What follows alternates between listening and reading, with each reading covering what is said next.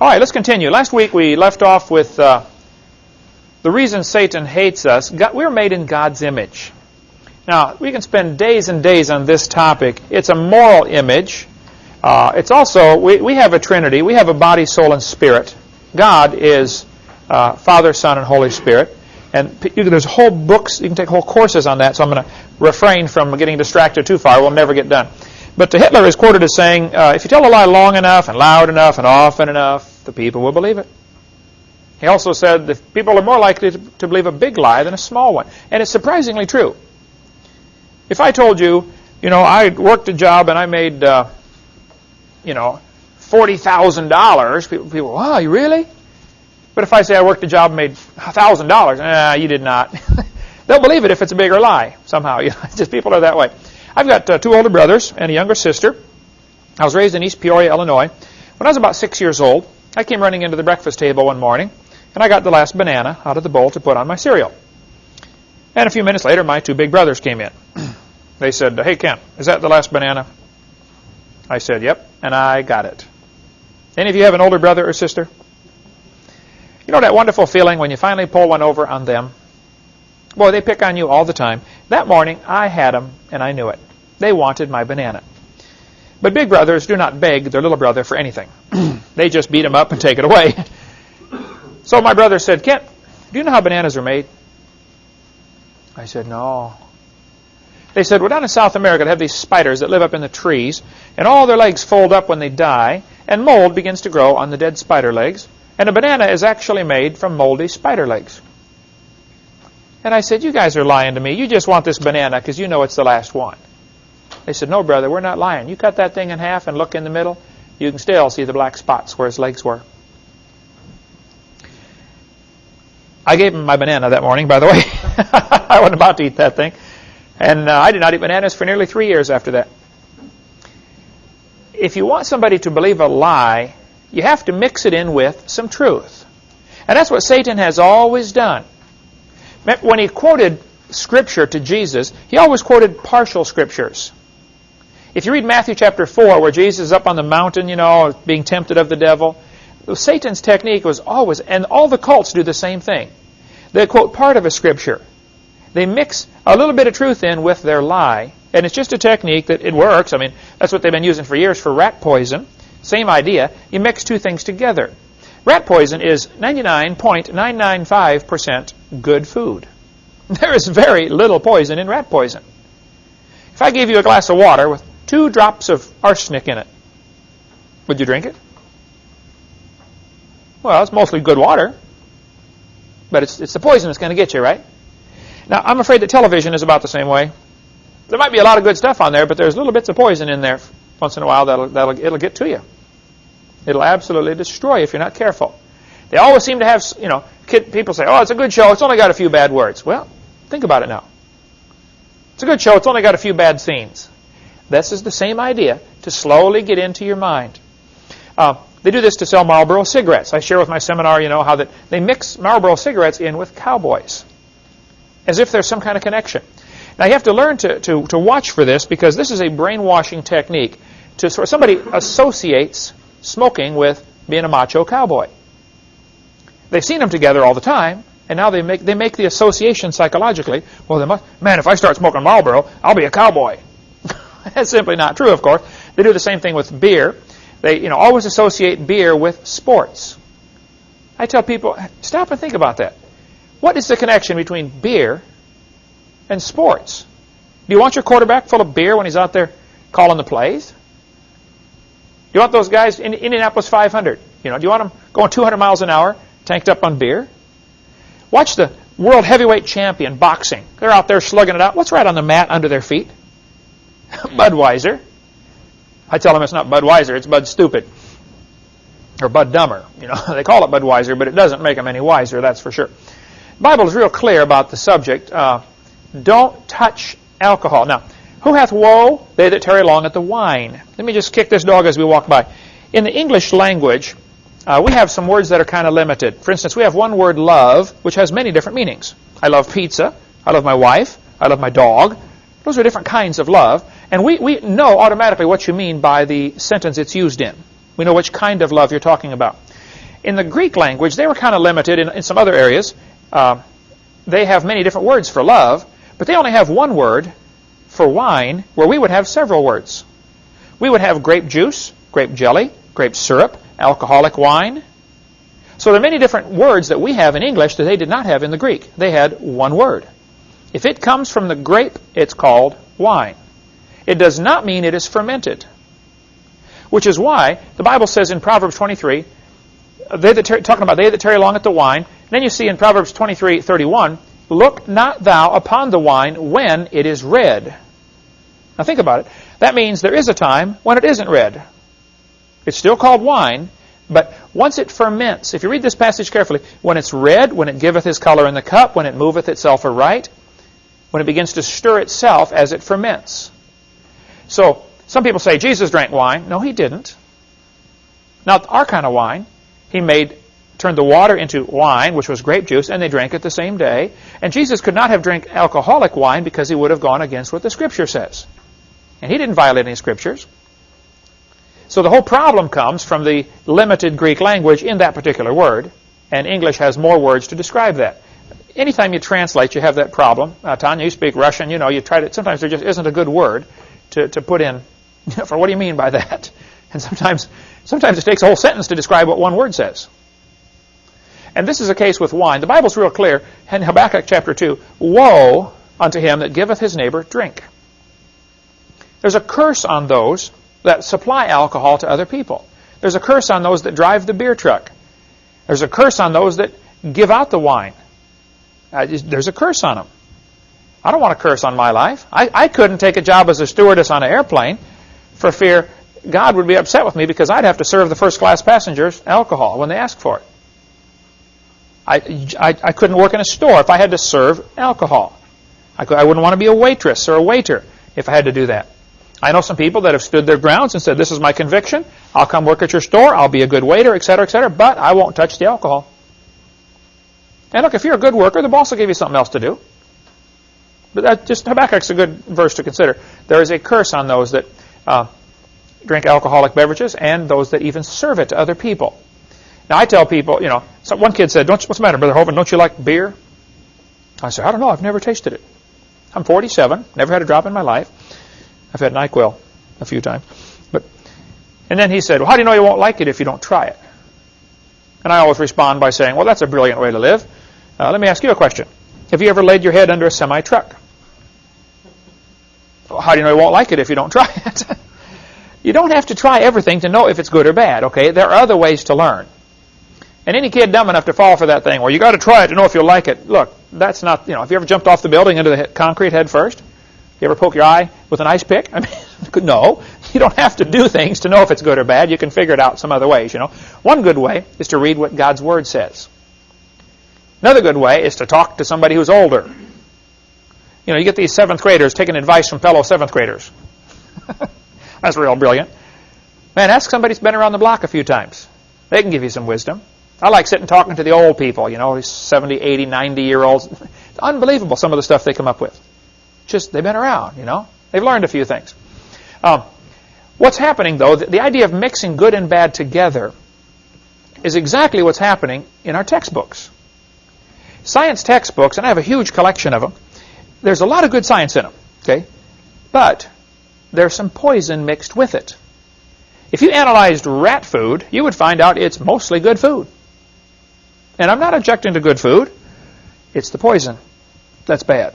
And I'm not objecting to science, but it's the poison mixed in with the science.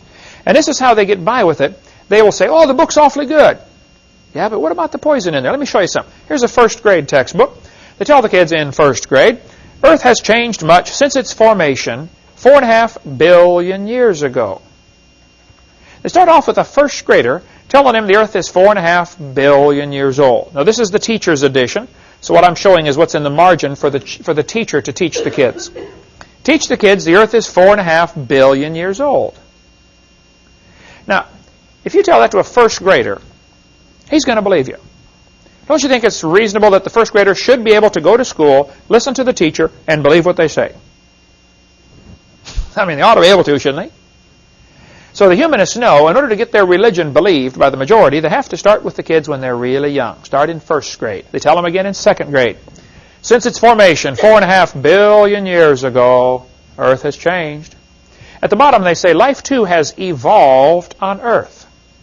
Now right here we've got to take some time, and one of the quiz questions next week will be the 6 different meanings of the word evolution. This is how the kids get confused every time. I have learned the hard way, after doing, 46 debates now and over 4,000 radio and TV call-in talk shows, if you want to win a debate on evolution, it's very simple. You first define the word. When somebody says, do you believe in evolution? You have to say, what do you mean? Because there are 6 different meanings to the word. Number 1, we have cosmic evolution, which is more commonly known as the Big Bang. Has anybody ever observed a Big Bang produce anything orderly? If best I remember, Big Bangs produce big messes. Ask the folks in Hiroshima that survived that Big Bang about 60 years ago, right? Ask the folks in Iraq that survived all the Big Bangs we sent over there, several years ago. Cosmic evolution would be the origin of time, space, and matter. Remember we mentioned how God is a Trinity from Genesis 1:1. In the beginning God created the heaven and the earth, is a reference to time, space, and matter. Right there in Genesis 1:1. The Big Bang is an alternative, substitute way to explain how we got time, space, and matter.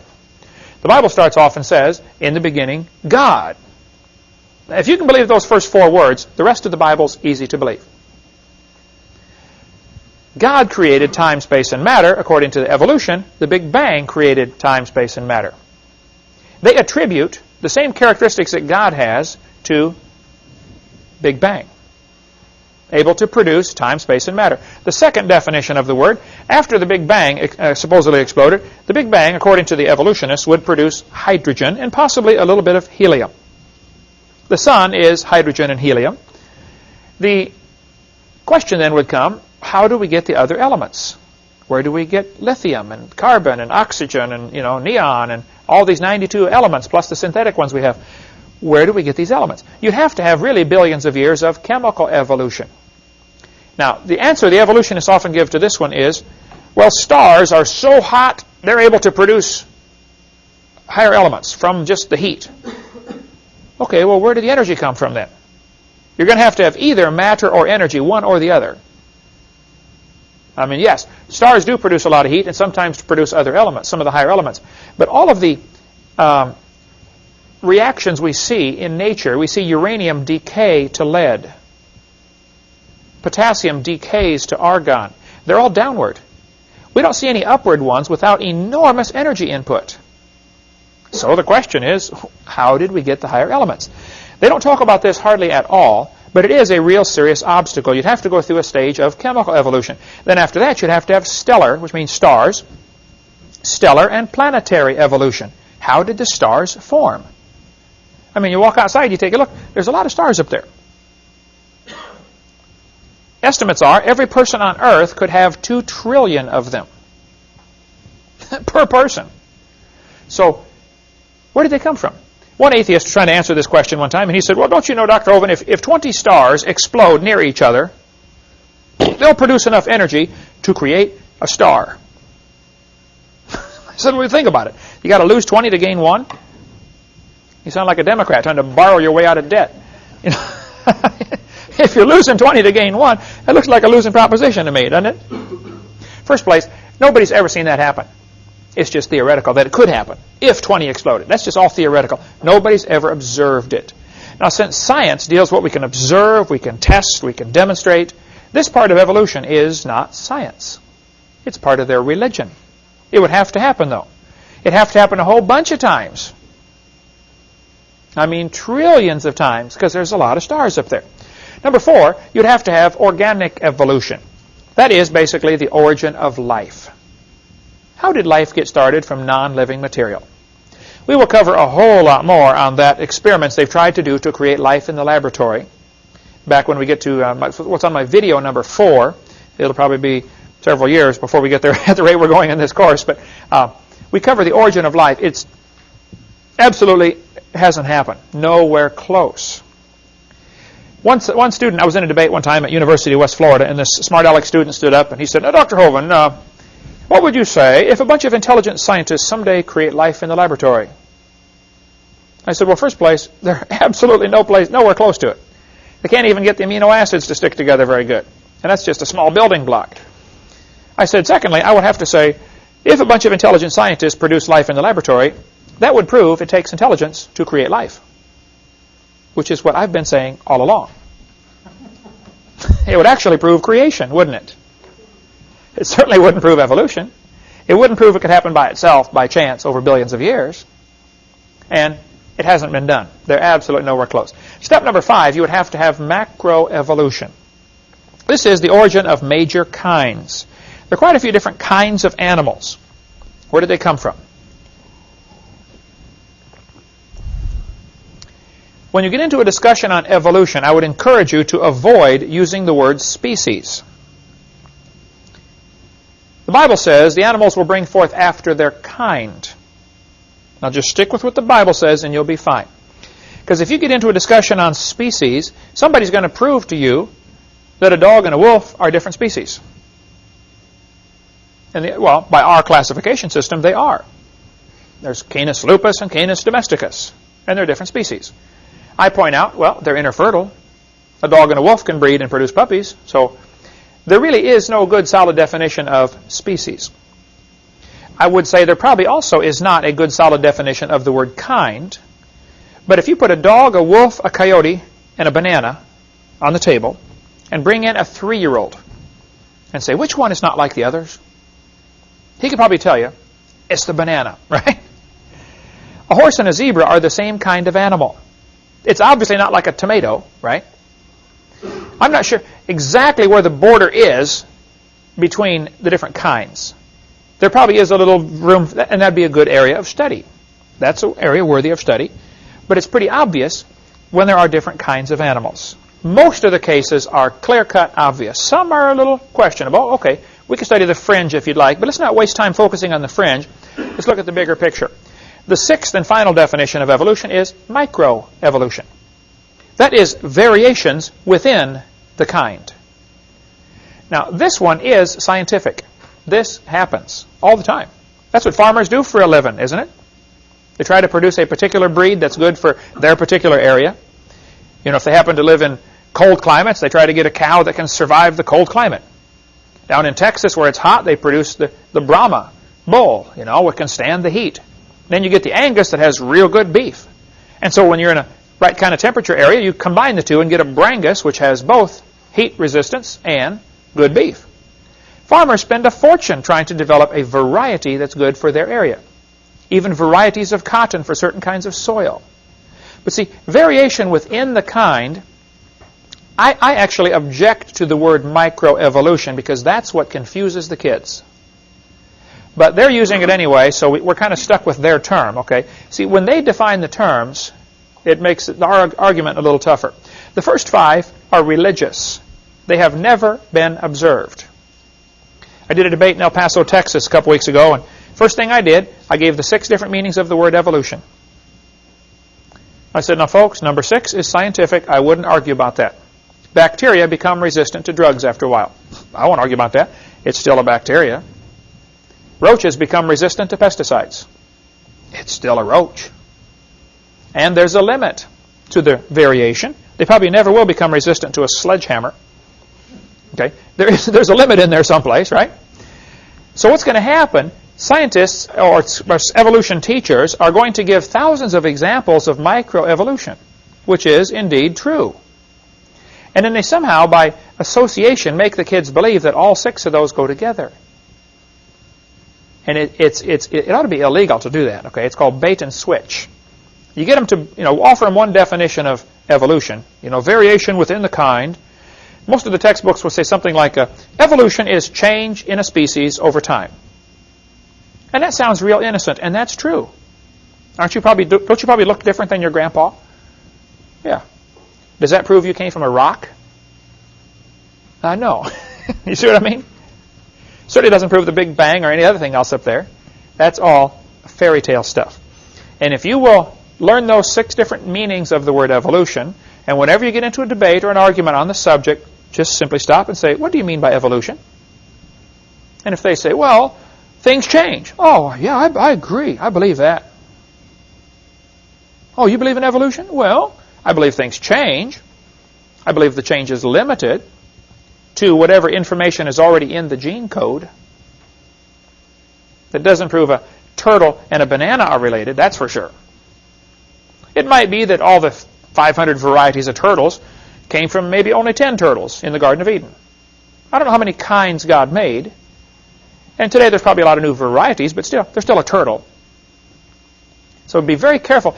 You can win the argument every time, and you got to watch for it, because they will constantly try to blur the border between micro and macro. And they're missing the entire point of the other phases of evolution. Those are the 6 meanings. And if you keep hammering on that, eventually they'll either get mad and go away, or they will get converted.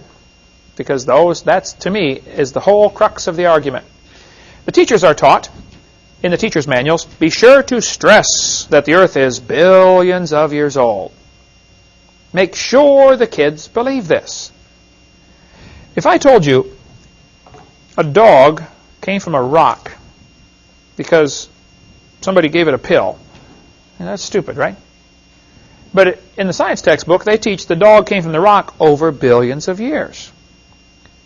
So if it happens slowly, maybe that happened. It's still a fairy tale, okay? It doesn't happen. Time's not going to change it. You say the man flew through the air, like on some kind of fairy tale. Well, it's obviously a fairy tale if the guy goes flying through the air. But what if he goes slowly walking through the air? Is that less of a fairy tale? The whole thing that happens with evolution is they try to hide behind billions of years ago, as if that'll make a difference. And it doesn't make any difference. Okay, the first law of thermodynamics. The word thermo, where we get our word thermometer, means heat. We will ask you to define thermodynamics. Dynamics is where we get our word for dynamite, which means power. So thermodynamics is heat power. One of the universal laws, the first universal law here, thermodynamics, tells us matter cannot be created or destroyed. If you change something from one state to another, you burn the tree, you change it into ash and energy, in the process, something is lost that can never be regained. When you burn the gasoline in your car engine, if it's really tuned up well, is probably about 30% efficient.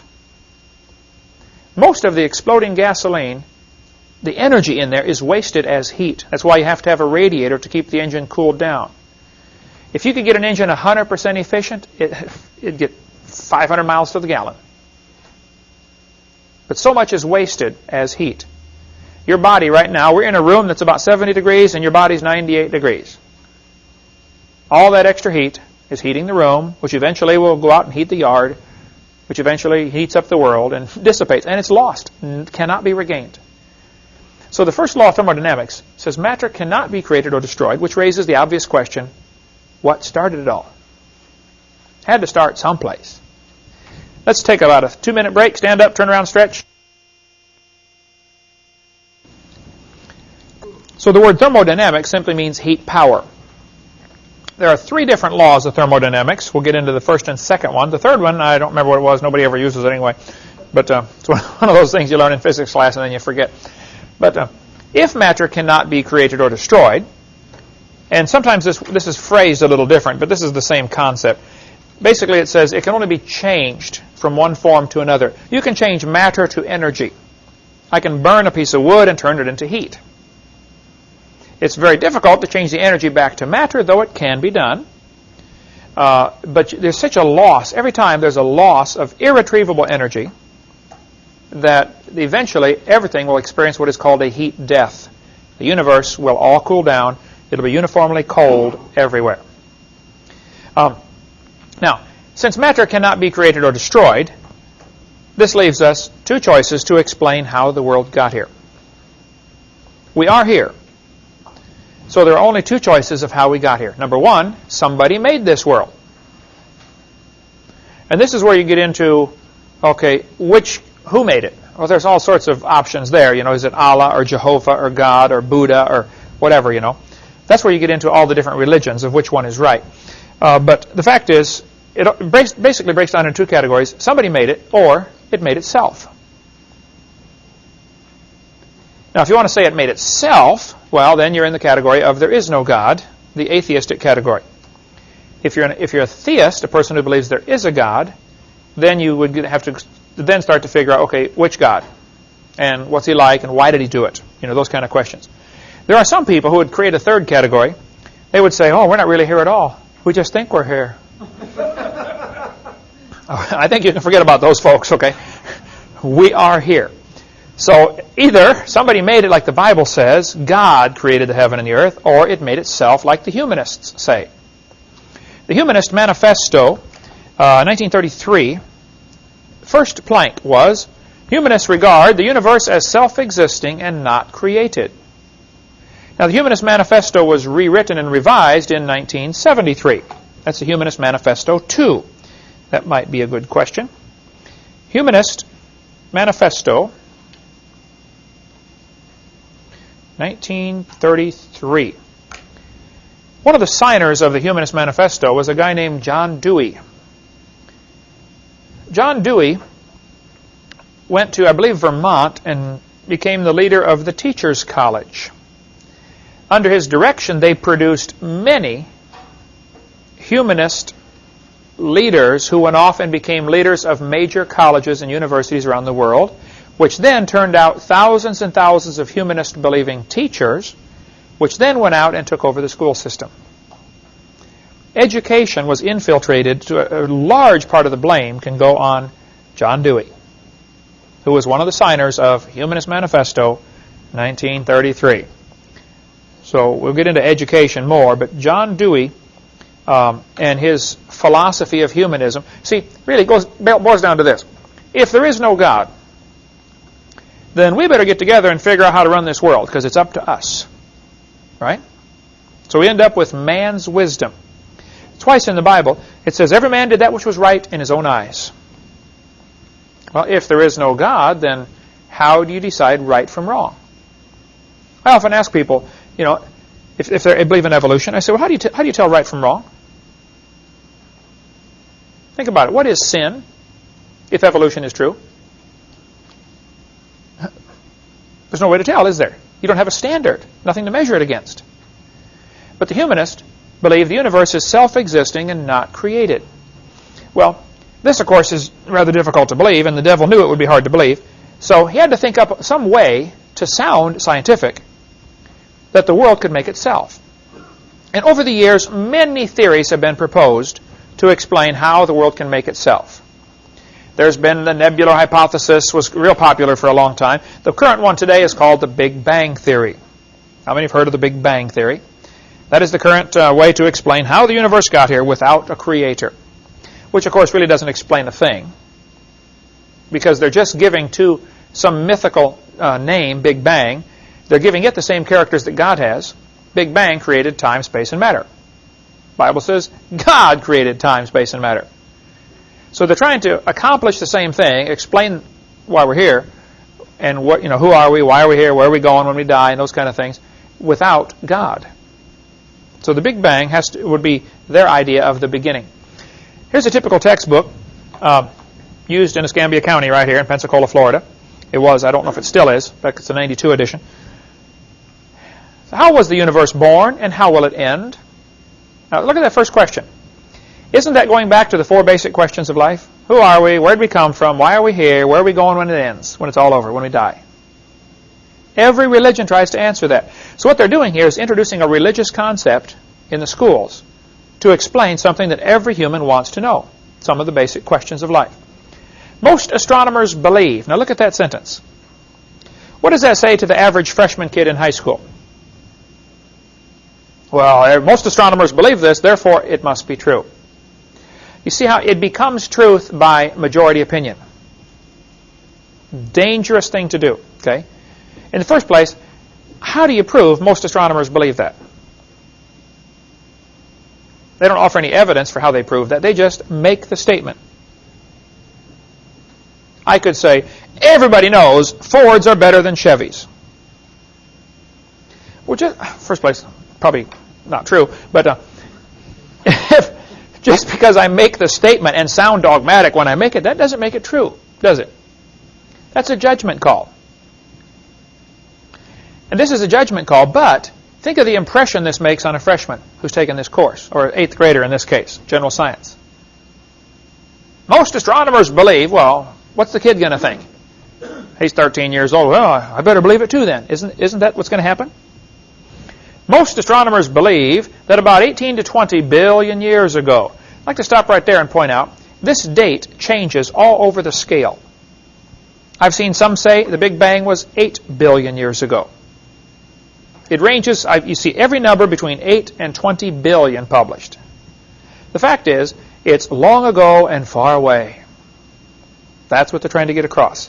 Now, one of the things I do that is extremely effective when you're trying to talk to an evolutionist or a person who just doesn't know what they believe, even if I'm on the airplane, riding on the airplane, and sitting next to somebody, we get into a discussion, what do you do?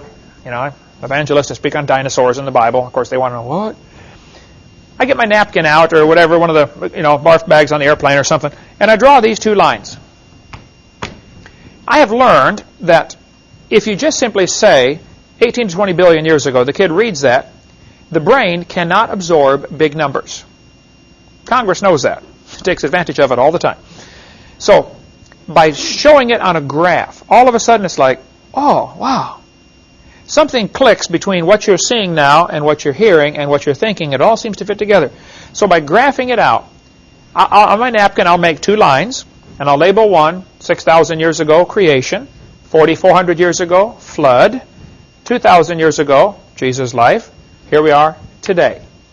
By the way, I put the word today instead of a date because my chart would go out of date every year if I did that, right? Then I draw their graph. 20 billion years ago, Big Bang. And I often ask them the question, what exploded? And where did it come from? And the obvious question is, what was before that? But if you graph it out, all of a sudden they can see it's dumb. But somehow the visual, or being able to see what they believe on a timeline, helps them to realize how dumb it is. Otherwise, they would just simply believe it because it's a mental gymnastic. And then 4.6 billion years ago, the Earth cooled down, which is what the textbooks teach. And 3 billion years ago, life evolved. Some say 3.8. Doesn't matter. The concept is still the same. Okay. And then this life had to. Then you have to have macroevolution to get to various life forms. All 6 meanings of the word evolution can be found on the chart. Cosmic evolution, that'd be the Big Bang. Sometime in here you'd have to have chemical evolution, the chemicals would have to evolve. Then you'd have to have stellar evolution, the stars and planets have to evolve. They would teach the Earth was one of the last ones for planetary evolution right here. Then you have to get origin of life, organic evolution. Organic means living. And then you have to have macroevolution, changes between kinds. And finally, way at the end, you get a little bit of microevolution, variations within the kind. And from here on is all we've observed. All the rest of this is imagination. But by putting it on a graph, all of a sudden they start to see, wow, that is silly, isn't it? So the textbook tells the kids, 18 to 20 billion years ago, all the matter in the universe. By the way, the word universe is a question we should ask about. Universe comes from 2 Latin words. Uni means single, a unicycle. Verse means a spoken sentence. You have verse and prose. So a universe, the word itself means a single spoken sentence. We live in a single spoken sentence. God said, let there be. See, God spoke everything into existence. Now, everything I've ever built took effort on my part. Right? God spoke and created. I can't comprehend that for sure. That's called infinite power. You know, when God speaks, the waves lay down, the wind stops, the dead come to life. The rocks cry out. Everything in the universe obeys His voice, except us. We're the only ones He's having a little trouble with right now, but He will fix that someday too, when every knee shall bow and every tongue shall confess. But for now, He's having a little trouble with us. But He just spoke. Now that's a powerful thought, that we live in a universe. And I use it on the evolutionists all the time. You know, we live in a universe. Single spoken sentence. This textbook says all the matter in the universe was concentrated into one very dense, very hot region. Now, stop right there. Where did the gravity come from to make it pull together? Very dense. Where did the heat come from? I mean, that's energy. They don't offer any explanation for that. They just say, boys and girls, here's how it happened. Now, they get mad at us for saying, in the beginning, God. Where did God come from? Okay, stop right there. Where did your matter come from? Where did your energy come from? Where did your gravity come from? They don't have any answers either, do they? It's just as much a religion as what we have. The point is, both are religious. The problem is, this religion is tax-supported. That's why I offer in my ministry $250,000 for anybody with any real, hard, scientific evidence for evolution. I get lots of letters because of that offer on my website. Even the billboard we put up in St. Louis, right next to the St. Louis Museum, where they have the Temple to Darwin, basically is what it is. People would say, oh, no, of course we can't prove evolution. Can you prove creation? Ha, ha, ha. But that's exactly what I want them to say. I respond by saying, no, I cannot prove creation, and you cannot prove evolution. So my question is, since neither of us can prove what we believe, why do I have to pay for your religion to be taught in the schools? Shuts them up every time. Because that's a religion, folks. You believe 20 billion years ago, all the matter in the universe was in a very tiny dot, smaller than a period on a page? What would it take to put all the matter in the universe into a dot the size of a period? That'd take a lot of pressure, wouldn't it? This is fairy tale stuff. But somehow, remember, if you tell a big lie, people are more likely to believe it. When this Big Bang theory first got started, they said all the matter in the universe was in a sphere, I think they said 70,000 light years across. About 10 or 15 years later, they said, no, it was only 10,000 light years across. It keeps getting smaller and smaller. Now it's down to a dot. Guess what's coming after the dot? Nothing at all. What they're telling the kids here is, we have an explanation for where we came from, where are we going when we die, who are we, purpose of life. It's all right here, folks. They're offering the same thing. But now, it's godless. You're the result of an accident. There is no real purpose to life. Isn't that what this boils down to? We all got here by chance. Which basically means, hey, you might as well have fun, because there is nothing to life. You're nothing but stardust. This destroys kids' faith. Destroys everything about them. This textbook says, by the way, used in Escambia County, all the matter in the universe, all the matter in energy will once again be packed into a small area, after many billions of years, of course. This area may be no bigger than the period at the end of this sentence. Then another Big Bang will occur. The formation of a universe will begin all over again. A universe that periodically expands and then contracts back on itself is called a closed universe. In a closed universe, a Big Bang may occur once every 80 to 100 billion years. Talk about fairy tale stuff. What they're trying to do here is avoid the obvious question, where did the matter come from? Oh, well, it came from a previous Big Bang. You see how they're trying to do that? That's like some of the Hindu religions. Where did God come from? Well, he came from a previous God. Oh, where did that one come from? Well, he came from one before that, This is what the Mormon religion teaches. They teach, as I am, God once was. As God is, I shall be. It's one of their slogans. They teach God was a man like us, and if you're a good Mormon, you get to go be a God someday and start your own universe. So it avoids the ultimate question of how did it begin? Oh, it's just always been. It's always been. That's what they're trying to say here. 18 or 20 billion years ago, there's going to be a Big Bang. There was a Big Bang, and then in another 80 billion years, it's going to close up and start over again. This textbook says nothing really means nothing. This guy's real smart, right? He said not only matter and energy would disappear, but also space and time. However, Physicists theorize that from this state of nothingness, the universe began in a gigantic explosion. Now here we have 16.5 billion years ago. I told you the number ranges all over the scale from 8 to 20, right?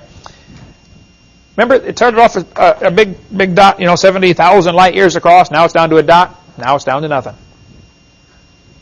How can nothing explode? That's what I asked him. Excuse me?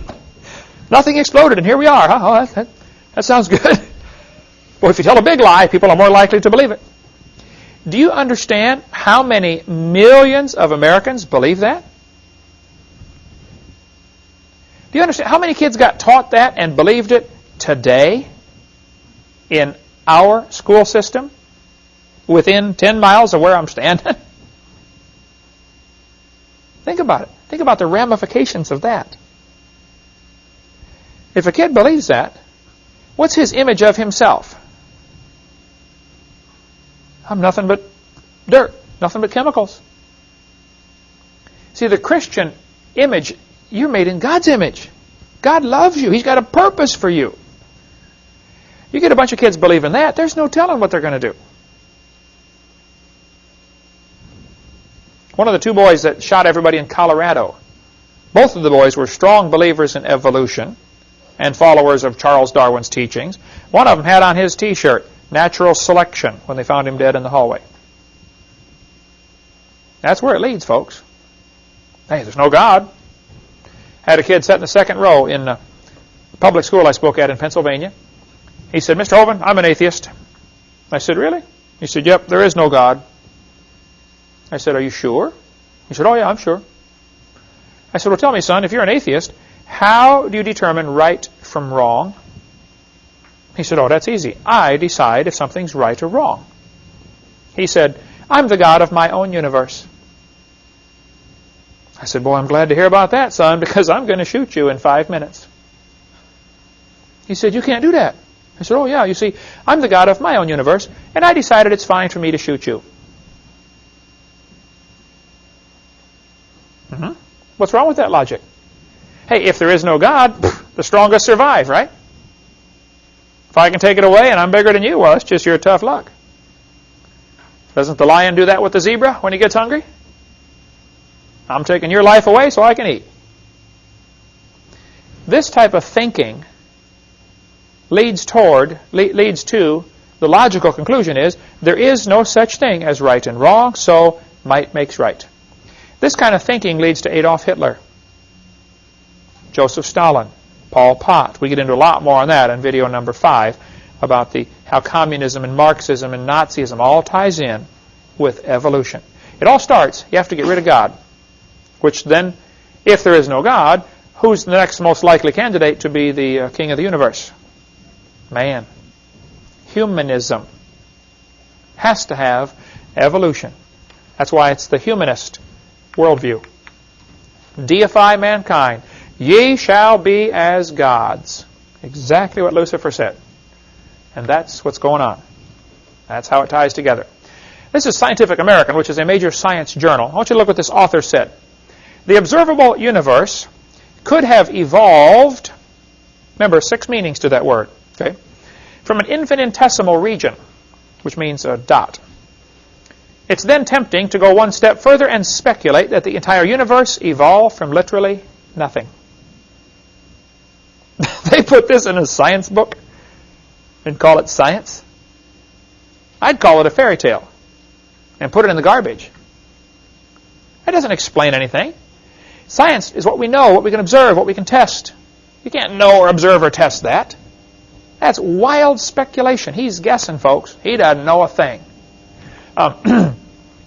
According to the Big Bang Theory, there's several different aspects to this. One of the Big Bang Theory says that a bunch of nothings all over exploded and produced all the galaxies. So it happened all simultaneous. Oh, that explains it real good, you know. Another one says it was all in one dot and exploded and flew out in all directions. Another one, called the nebula hypothesis, says this cloud of dust all got together. Of course, obviously the question is, where did all this dust come from, right? But all this dirt in the universe got together in a little bitty tiny dot, and it kept getting drawn in tighter and tighter, and of course it began to spin. Now, the idea that the universe was spinning which is what the textbooks teach. It spun faster. This is important because if you go out and look at the planets or the sun or the earth or the stars, everything seems to be spinning. So where did this spinning motion come from? Doesn't it take energy to make something turn around? They either have to have each planet and star and sun and moon start spinning on its own somehow, which is quite a stretch, you know. Why is everything spinning? Or they have to say the initial object was spinning, and that's why all the fragments are spinning. If there was a big bang, you know, this initial object was spinning and exploded. They're faced with a pretty unpleasant choice. Neither one is logical, scientific, certainly not scientifically provable.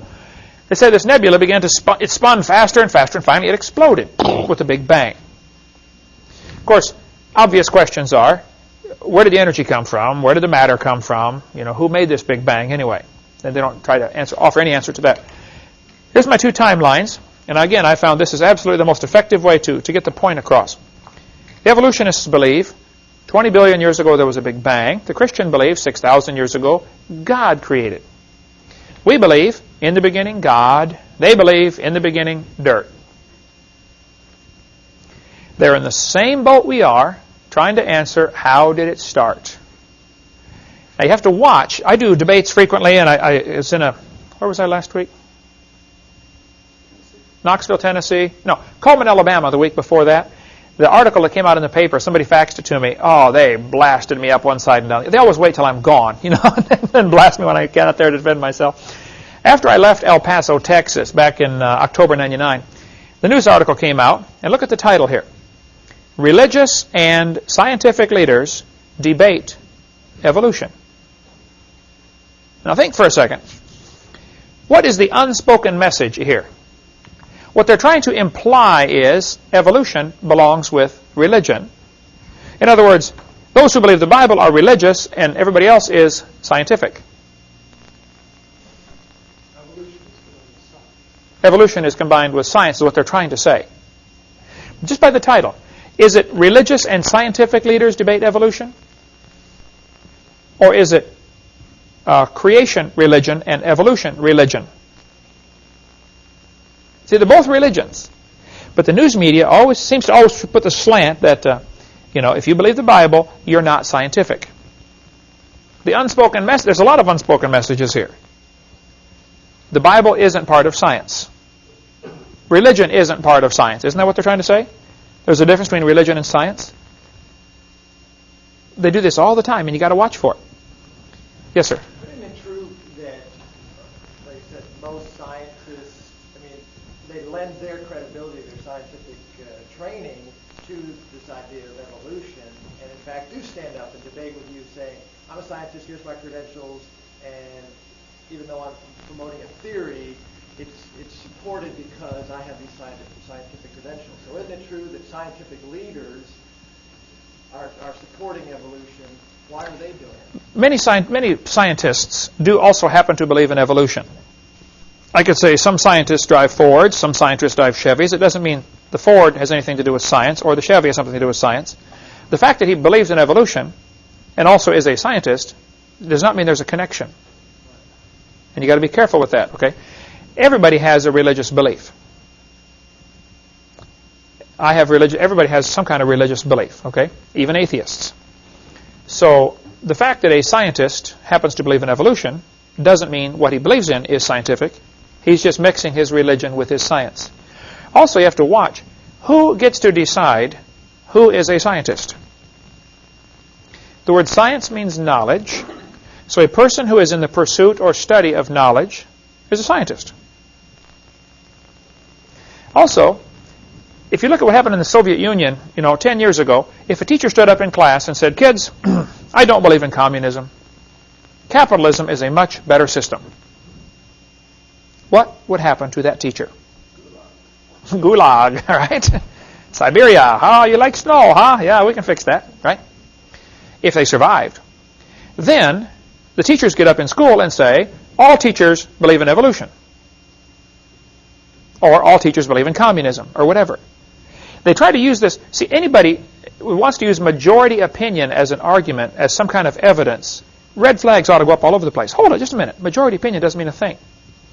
You go to headhunting society, the majority believes it's okay to cut somebody's head off and eat them. Well, it doesn't mean it's right.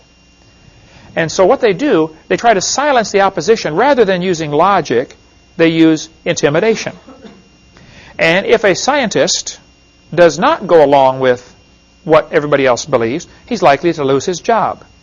A couple days ago, Dan and I sat in the living room of Robert Gentry in Knoxville, Tennessee, who worked at Oak Ridge Laboratories. He's a scientist. He was one of the world's experts on the disposal of nuclear waste. But he wrote all sorts of articles. They were published in all sorts of major journals until they found out he's a creationist. Right away, shut him off. Nobody will publish anything he writes anymore. Because if they do, then they're giving credibility to a creationist. And they want to be able to stand up and say, you creationists never publish in scientific journals. Well, yeah, we try, but you won't take our stuff. So that's like somebody standing up in the Soviet Union saying, well, hey, you know, capitalists, there aren't any capitalist teachers. Obviously, it can't be good. I mean, that doesn't take a freshman law student to figure that out. That's not good logic. But the technique that the media uses all the time is to try to divide religion from science. We'll get into more when we get into seminar part 4 of how Charles Lyell did that in his book, Principles of Geology, clear back in 1830. He's one of the guys, there are many people in the early 1800s who tried to drive a wedge between the Bible and science. Truth of the matter is, all of the branches of science were started by creationists. From 1600, 1700, all the major branches of science. I defy people to name me one advancement we have in scientific information because of the evolution theory. Is that why we have light bulbs, computers, plastics, space shuttles? What good has the evolution theory done? Come up with some during the course. Or if you watch our video, send me some. I would like to know, what good has the theory done? See, if a person believes there's a creator, then he's going to look for design and order in nature. Why did the creator do it that way? Oh, I bet there's a reason for that. Let me think what it is. One guy named Murray was reading his Bible one day, and it says in Psalm chapter 8, whatsoever passeth through the paths of the sea. He said, I wonder if there are paths in the sea. You know, when they sailed from Europe over to America, they took the shortest route. Murray spent a lifetime studying currents in the ocean and discovered because of ocean currents, they could save an awful lot of time. Instead of taking the short route across the middle, follow the current. It's longer, but you get there faster. It's like having a tailwind the whole time. He got that from the Bible. The Bible says the life of the flesh is in the blood. People read that and say, wow. Up until, a lot of people used to take their blood out to help them get well. Clear up until 1860, they did bloodletting. And the Bible says the life of the flesh is in the blood. You can study there's a good book called Men of Science, Men of God, published by ICR carries it. I don't know if they publish it, but you can get icr.org and get it from them. A great book. Men of Science, Men of God, showing a lot of the godly scientists of the past. You ever heard of an MRI machine? Magnetic resonance imaging. The guy who invented that is a creationist. Loves God. Believes the Bible. Is he a scientist? Oh, yeah. But see, to the average evolutionist, that guy would not qualify as a scientist because he believes in creation. So if they define the terms, who's a scientist, of course they will win the argument. That's how they do it. That's what they're trying to do here. They're trying to define the terms. And you've got to watch for that constantly. According to the creationist, 6,000 years ago God did it. According to the evolutionist, 20 billion years ago it just happened by itself. Now, these two timelines are not the same scale. On the top timeline here, every inch is 150 years, which is a long time. Abe Lincoln was not even president 1 inch ago. Columbus was running around trying to find this place right there. Vikings were going around beating up on everybody right there, right? If I was to try to show you what 20 billion years looks like at this scale, this chart would actually need to be 2,100 miles long. from Pensacola to Portland, Oregon. 6,000 years does not even show up on that chart. I cannot draw a line thin enough to represent 6,000 years. So they're hiding behind long ago and far away. And somehow the brain can't accept that. The brain shuts off and says, wow, it must be true. And if you tell a big lie, they're more likely to believe it. That's exactly what's happened. Now, the basic questions that you need to ask are, where did the matter come from? Where did the laws come from? And where did the energy come from? I ask that to evolutionists all the time. Okay, you say there was a Big Bang. Please help me now. Where did the matter come from? What exploded? They don't know, of course. Secondly, where did the laws come from? Notice the universe is run by laws. The law of gravity, for instance. Why do objects attract each other? How does the Earth know my pen is here? If I drop it, how long will it take the Earth to figure out where it is and start pulling on it? Instantly, right? How did it know that? If I was somehow able to create something instantly from nothing in the middle of the air, 100 miles above the Earth, how long would it take to begin falling? Where did this, what is gravity anyway? Give me a jar of it, would you please? Nobody has a clue what it is. We use it all the time, obviously, or you'd be sitting on the ceiling or something. But nobody knows what it is, and we still don't know why do we have this interesting force called gravity, or inertia, or centrifugal force. I mean, there are hundreds of forces in the universe. Where did they come from? Who made them? And why are they so precise? Thirdly, where did all this energy come from? Energy and matter are sort of interchangeable, but anytime you change from one to the other, you have a tremendous loss. So basically, where did the matter, where did the energy came from? It's sort of two sides of the same coin. But these are things the evolutionist simply doesn't know. I use the merry-go-round illustration in my seminar because it illustrates something called the law of conservation of angular momentum. If you put kids on the merry-go-round and get it spinning, as it goes faster and faster and faster, eventually, of course, the kids are going to go flying off the merry-go-round.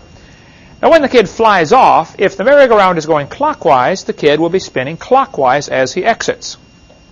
The reason for this is, if you can imagine the circle spinning, the outside has to move faster than the inside. It's got further to go in the same amount of time. And because of that, if it cracks up in a frictionless environment, now that's key, okay? This would only work in a frictionless environment. And that's what the Big Bang Theory says.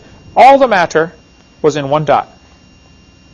Well, if all the matter is in one dot, then you have a totally frictionless environment. There's nothing for it to hit on the way out. So and they said it was spinning, and it exploded.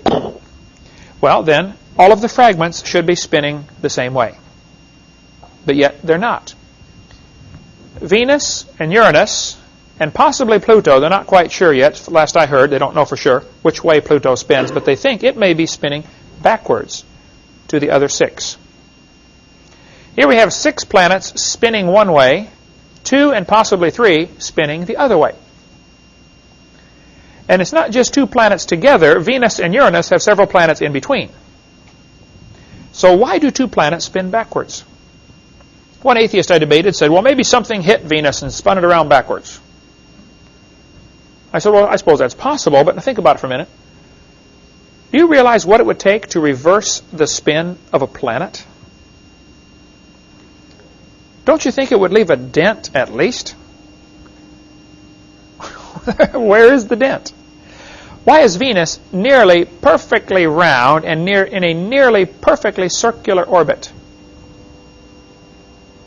Imagine a planet spinning and at the same time going around the sun.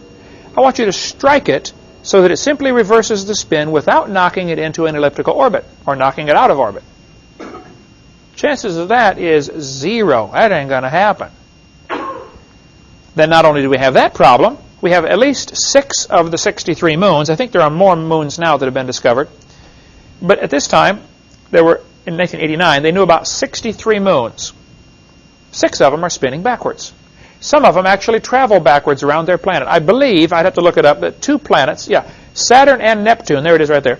have moons orbiting both directions. Here you got a planet. Some of the moons are going this way. Other moons are going this way. Now, as these moons pass each other, there's going to be a slight gravitational tug. How long can a system like that last before it slowly disintegrates? They drift off into space. Certainly not forever. You'd agree with that, right? Is there some kind of time limit here? I don't know what it is, but I would think logic would say, yeah, there's an obvious time limit. It can't have happened for billions of years. So if somebody says the universe was created 6,000 years ago by an all-wise creator, well, then this is no problem. Stuff like this poses no problem for the creationist, but I think it does for those who want to say it's billions and billions of years old. The Bible says in 2 Peter 3 and in the book of Psalms, identical verse, part of the verse, says, the heavens shall pass away with a great noise. Might be a good bonus question if you can find out which psalm says the heavens shall pass away.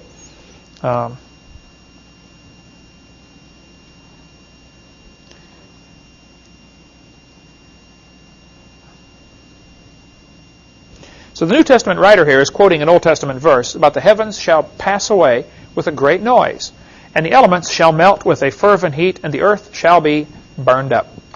Jehovah's Witnesses teach the earth is going to last forever. Is that what the Bible teaches? No. Jesus said, heaven and earth shall pass away, but my word shall not pass away.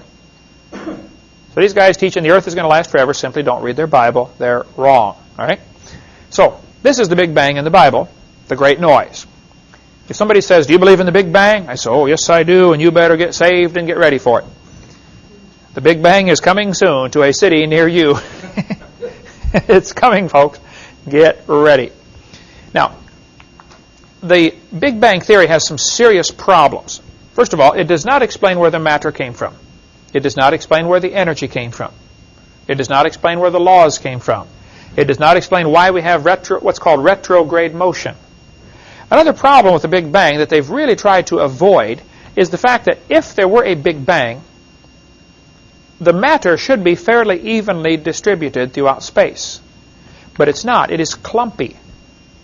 There's a whole bunch of stuff together called a galaxy, and then zillions of miles and nothing. How much space is there between here and Mars, for instance? What, about 45 million miles at the closest? Between here and the sun, 93 million miles, roughly. There's a whole lot of nothing, folks. Just plain nothing. Big Bang theory should have everything evenly distributed. And it just simply isn't that way. There's a great article in Creation magazine, December 99, about the physics behind the Big Bang, how it just can't be true. By the way, if you want to really get a fascinating magazine, it only comes once every 3 months, and it's $22 a year, so you get 4 copies. Well worth it, though. Creation magazine, I'll give you a number you can call if you want to get that. Awesome articles, just very well done. It's 800-350-3232. That'd be a magazine well worth subscribing to. 800-350-3232. That's they're published in Australia, actually. Creation Ex Nihilo is the name of it. And the back issues are like $5 each, and they've been doing this since, 10 years. If you really want to get a tremendous library, you could spend $100 probably and get all of the back issues. And or maybe $200 or something. It's just really, really good stuff in there. Enough to read for a long time. But that article goes into the science behind the Big Bang theory. It's just a big dud. The second law of thermodynamics, and we must hurry here, says everything is tending toward disorder. Now, there are several different ways this is phrased, okay? Some people say in any exchange, there's a net loss. Several ways this is phrased. All right. Who can define thermodynamics? Tanya, heat power. Very good. Heat power. What is another more common term for cosmic evolution? Big Bang. Big Bang. Cameraman, Eric. All right. Sorry about that. Let's see. The origin of life would be which one? Organic evolution. Crazen. There we go. All right. Let's see. The origin of time, space, matter would be cosmic evolution, Big Bang. Here we go. Okay. When was the Humanist Manifesto first written, the first one? 33. There we go. Got several got that one. 1933. Oh, that's over there, end of the table. Don't eat that. Okay. The word universe means single spoken sentence. Universe. There we go. All right. You didn't get that one, did you? Okay. See, you've got it. Universe. Single spoken sentence.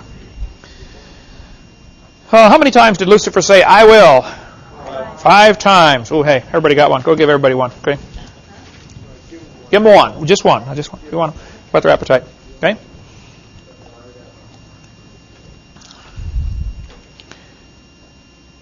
What is the Bible word that means the enlightened one? Lucifer. Very good. Right there. He got it right there, end of that table. Okay.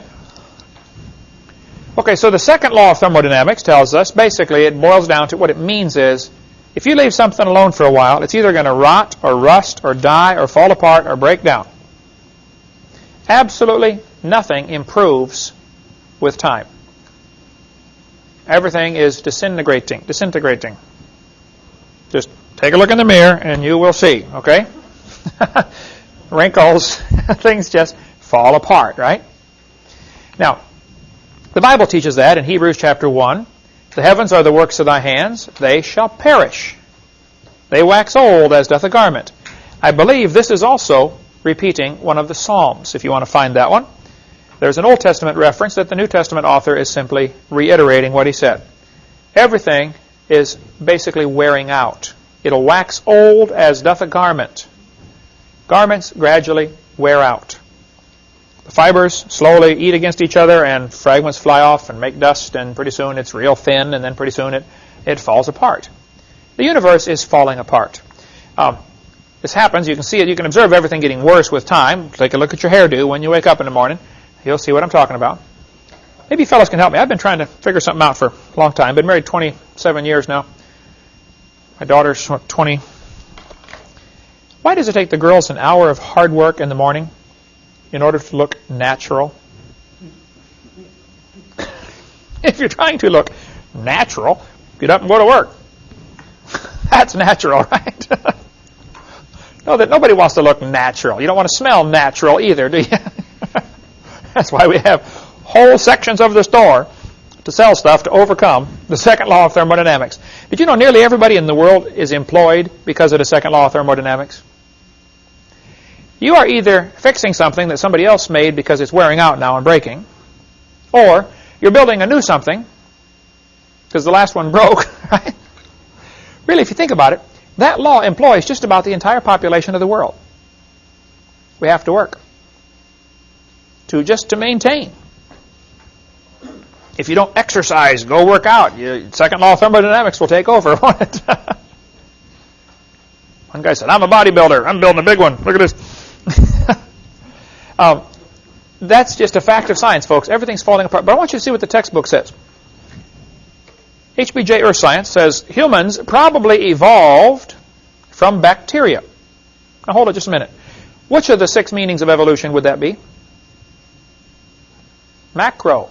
Changing from one kind to another. Has anybody ever observed that? No. Bacteria are still having babies, and they're bacteria, right? Humans have humans. Cats have cats. Nothing's ever been observed to indicate this is true.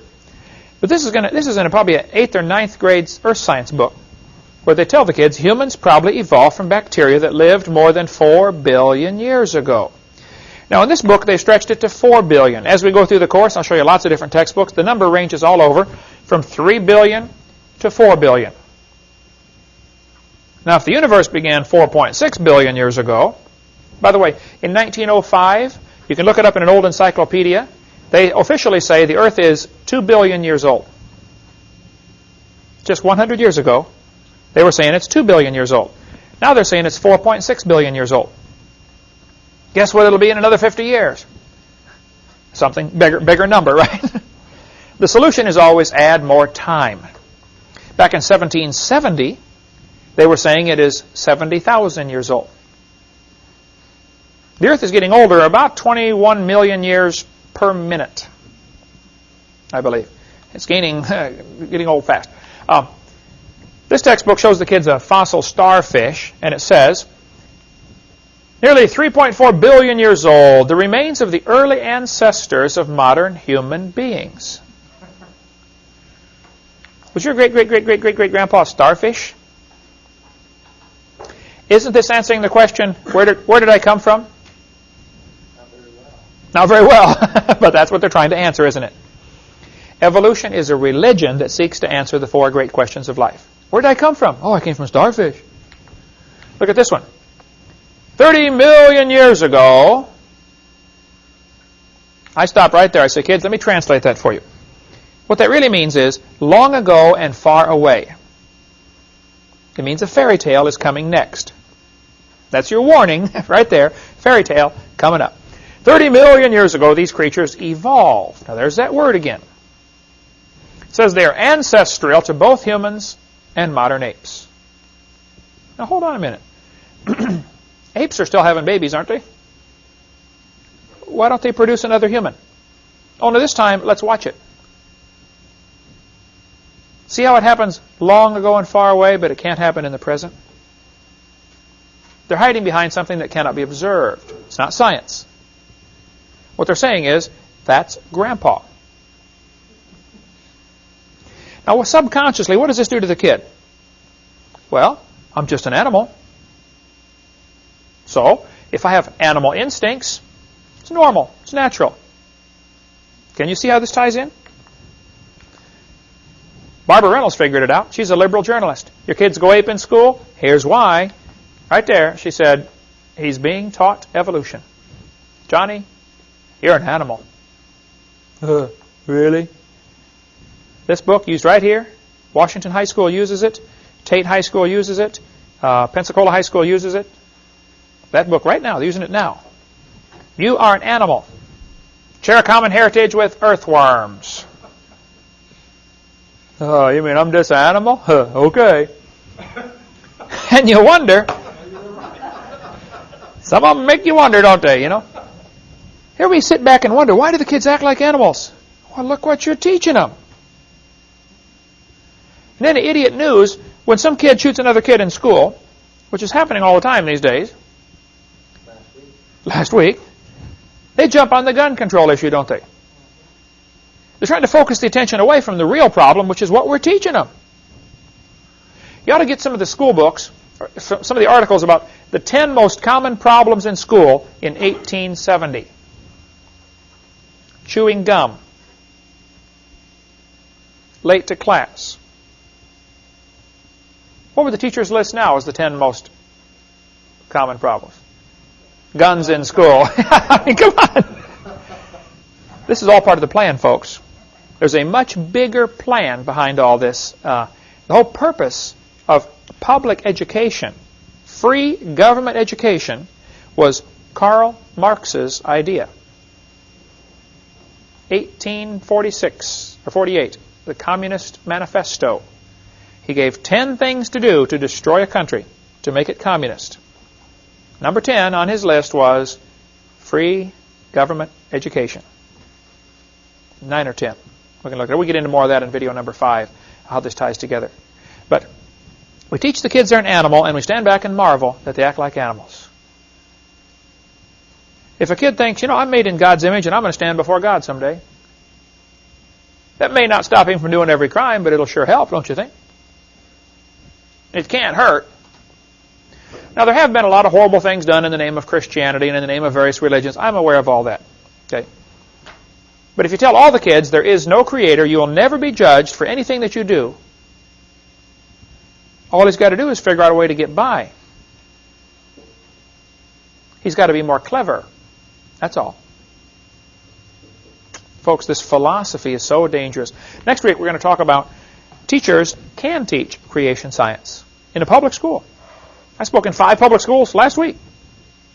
Perfectly fine to speak in, or 2 weeks ago, Perfectly fine to teach the Bible in public schools and teach creation in public schools. We'll cover that in the next lesson. Thank you so much. Dismissed.